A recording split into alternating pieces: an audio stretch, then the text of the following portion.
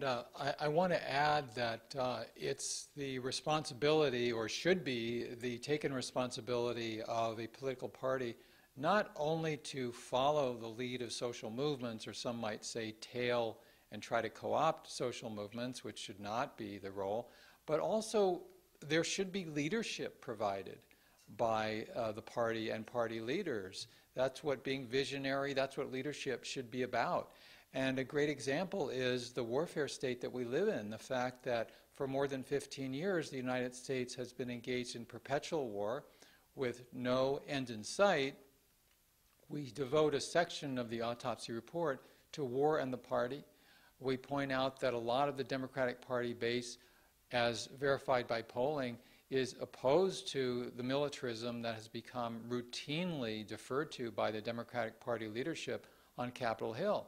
And we note in the Autopsy report that Democrats are fond of routinely citing and quoting "I Have a Dream" for Martin Luther King Jr., and yet refuse to acknowledge his condemnation of what he called the madness of militarism, and his explicit connecting of, on one hand, the way in which spending for warfare, for the Pentagon, goes on, and is not in any way anything but a deficit for domestic concerns.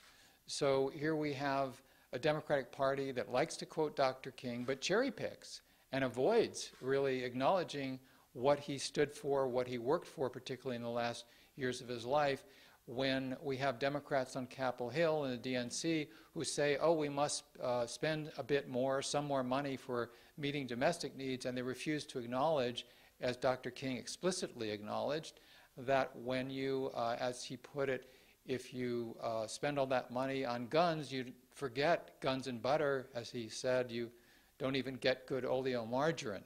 And that's where we are. And we go through communities in this country, and they're absolutely decimated. You drive through any city in this country, and if you drive very much and not selectively, you will see the decimation of our own communities. This is true in rural areas as well. And yet the militarism that is depleting our resources and capacities in this country, that militarism is being fed from the top of the Democratic Party as well as the Republican Party. One more thing.